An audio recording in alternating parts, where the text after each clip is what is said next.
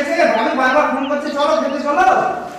ও তো ভাবি ফোন করেছিল? হ্যাঁ, বারবার। চল কে আসছে? চল কে আসছে? এসে কাজ করবো।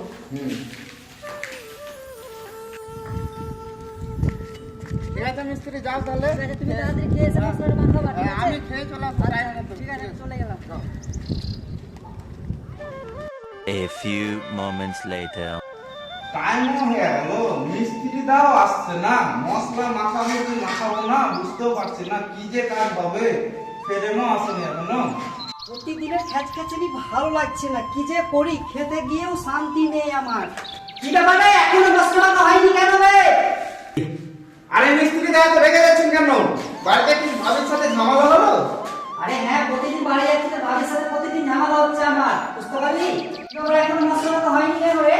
কি করে মশলা মাখাবো? তুমিও আসতে দেরি করলে, কি কাজ আছে? কাজও তো নাই। ফেরে মাখবে বলেছিল সকালে, এখন ফেরে মা আসুনি, কি করে কাজ করবো? কি করে মশলা মাখাবো বলো? ঠিক আছে, মিস্ত্রি এসে বিভিন্ন ব্যবস্থা করা, মিস্ত্রির সাথে কথা বলে আসছি, যা। দাদা আপনি ফোন করেছিলেন কাজের জন্য, তো আমি তো সাইডে এসেছি। তো আপনি এক কাজ করেন না, অফিসে সন্ধ্যাবেলা আসুন, ওখানে গিয়ে কথা হবে। হ্যাঁ, আমি একটু সাইডে এসেছি, দেখাশোনা করে নিই। কি আবার মিস্ত্রি, কাজ কাম হচ্ছে না নাকি? এই তো দাদা হচ্ছে, কি খবর বলে? হ্যাঁ, তো কি ব্যাপার, কাজ কাম হচ্ছে না, কাজ গুটিয়ে নিয়েছো? কাজ করেছিলাম দাদা, একটু মনটা খারাপ তো, ওই জন্য আপনার দাঁড়িয়ে আছি, এবার পরিষ্কার করছি। কেন?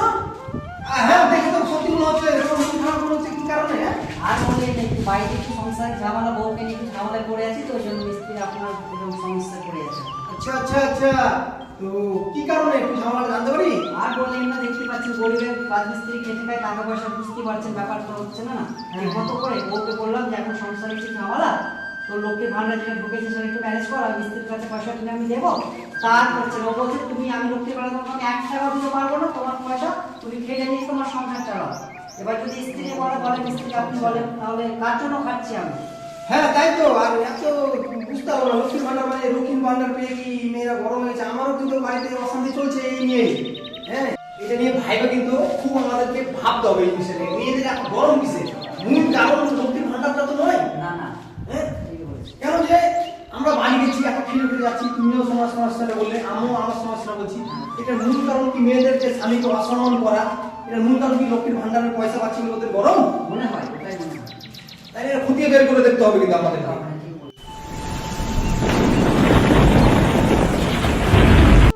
জানতে গেলে এর পরের ভিডিও দেখার জন্য আপনাদেরকে অনুরোধ করছি।